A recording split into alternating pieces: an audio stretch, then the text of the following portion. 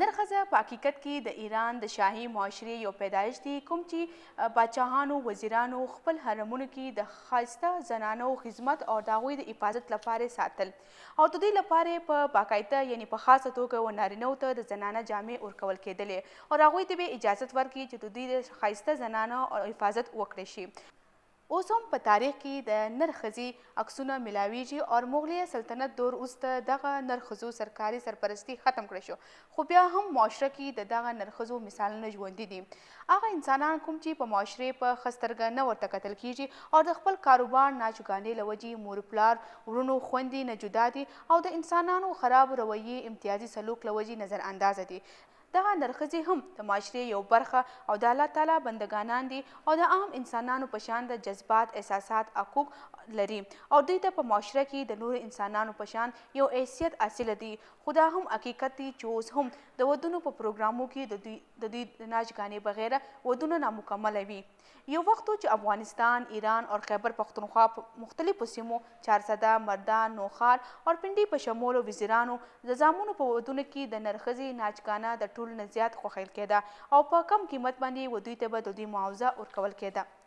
دغه نرښځې هم یو خپله سوسایټي او کمیونټي لري او د خپلې همزولي ملګرو سره په د خوشحالي موقع چاهے هغه د غم وي یا د اختر موقع وي نو دوی خپل د احساسات و خواهشات اظهار کوي. آج سے تقریباً 8-10 سال پہلے تو عید کی خوشیوں کا پتہ چلتا تھا کہ عید آئی ہے، بچے بھی خوش ہوتے تھے، بڑے خوش ہوتے تھے، ہم بڑے شوق سے اپنے کپڑے بنواتے تھے. مگر 8-10 سال کے اندر کچھ ملک کے حالات ایسا ہو گئے ہیں کہ کھانے کو کچھ نہیں مل رہا، کھانے کے لیے لوگ پریشان ہیں، تو کپڑے سلانا اور گھروں کے کرائے دینے اور بجلی کے بل دینے، یہ انہوں نے تو کمر ہی توڑ دی ہماری.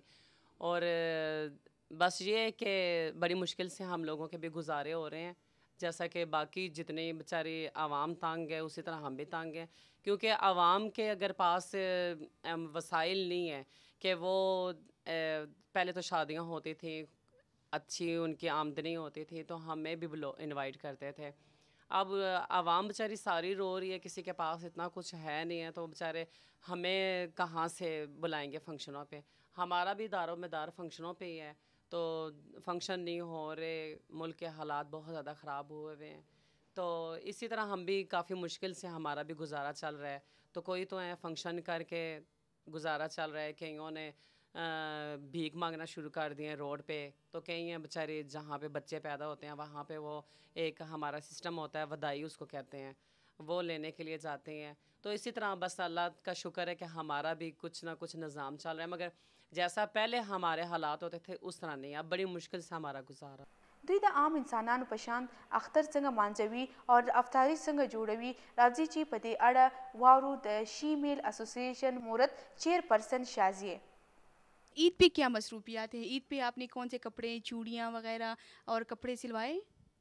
دیکھیں عید پہ تو صرف پہلے میرا تھا کہ میں اپنا بتا رہی ہوں، اور بھی سب ظاہری بات ہے سب کے پاس پیسے جس کے پاس ہوتے ہیں تو وہ اپنے اوپر خرچ کرتے ہیں.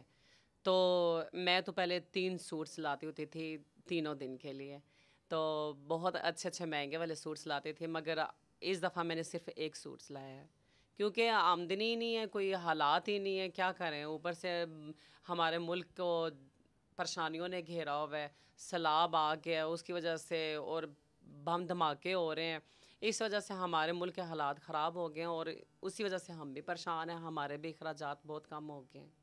عید کے دن کے لحاظ سے عید پہ آپ کی خصوصیات کیا مصروفیات ہوتی ہیں؟ آپ اپنے کپڑے، جوتے، چوڑیاں کہاں سے لیتے ہیں، کس طرح لیتے ہیں، کس طرح ارینج کر لیتے ہیں یہ پورا جو ہے؟ ظاہر سی بات ہے کہ ہم نے بھی بازار سے جا کے چیزیں خریدنی ہیں، جیسے عام عورتیں جاتی ہیں، مرد جاتے ہیں، اسی طرح ہم بھی بازار میں جاتے ہیں شاپنگ کرنے کے لیے. بس چوڑیاں تو لینی ہیں بازار میں، اور ایک دو چیزیں رہتی ہیں وہ بھی شاپنگ کرنے کے لیے جانا ہے بازار. اچھا، مہندی کے لحاظ سے اور دوسری بیوٹیشن پارلر جانا میک اپ کے لیے، ظاہر ہے عید کا موقع ہے تو میک اپ کے لیے زیادہ یہ چارج کرتے ہیں، تو پھر وہ کس طرح ارینج کر لیتے ہیں؟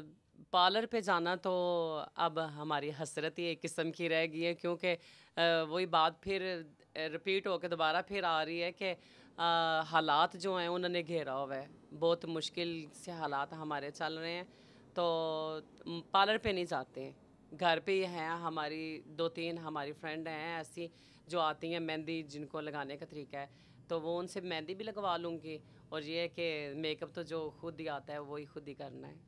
ګرانو کتونکو دا و شازیه د شازیې خیالات تاسو واورېدو دوی خپل دا نور شاپینګ څنګه کوي خاص کر چوڑیانې او د دې نورې ملګري دي شاپینګ څنګه کوي راځئ چې د دې باندې وګورو یو نظر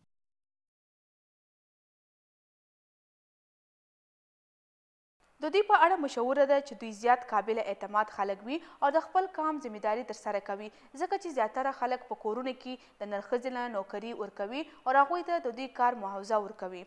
نرښځه د نورو مغربي ملکونو کې هم د عام انسان په رنګه ژوند تیروي او هغوی ته یو خاص اهمیت او مقام حاصله دي او په معاشره کې خپل کردار یو رول ترسره کوي. نرښځه هم خواهش لري چې دوی د عام انسانانو په شان د دوی یو خاندان وي، ماشومان وي او نارمل ژوند تیر کړي، خو د قدرت کړي فیصلو در مخه هېڅ نشي کېدی.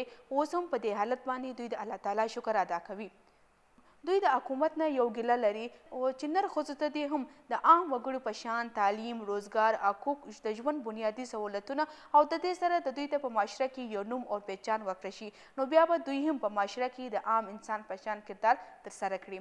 میں اپنے پورے پاکستان کے بہن بھائیوں کو، سب مسلمانوں کو اپنی طرف سے عید مبارک کہنا چاہتی ہوں، اور میرا ان کے لیے پیغام ہے کہ جتنے بھی مسلمان ہیں سب آپس میں اتفاق سے، پیار سے اپنی زندگی گزاریں، اور یہ ہمارا بہت اچھا ملک ہے. جیوے جیوے پاکستان. عید مبارک کہنا چاہتی ہوں، اور یہی ہے کہ ہمارا ملک بہت اچھا ہے. میری طرف سے سب کو عید مبارک. سب مسلمانوں کو اور اہل وطن کو عید مبارک. د شازیې او د شازیې د نور ملګرو شاپینګ ختم سلو او دې ټولو پیغام هم ورکوي. ګرانو کتونکو دا شازیه او د هغې ملګري چې اختر څنګه مانځوي او دوی د اختر څنګه شاپینګ وکړي، خو دوی اوس هم د حکومت دا ګیله لري که حکومت چیرې دوی ته تعلیم د عام وګړي په شان تعلیم، ایجوکیشن او د روزګار موقع ورکړي، نو دوی هم په معاشره کې د یو عام وګړي رقم خپل ښه کردار ترسره کړي. ایمان اور رفیق کیمرامین رفیق ته اجازت راکړي. د الله په امان.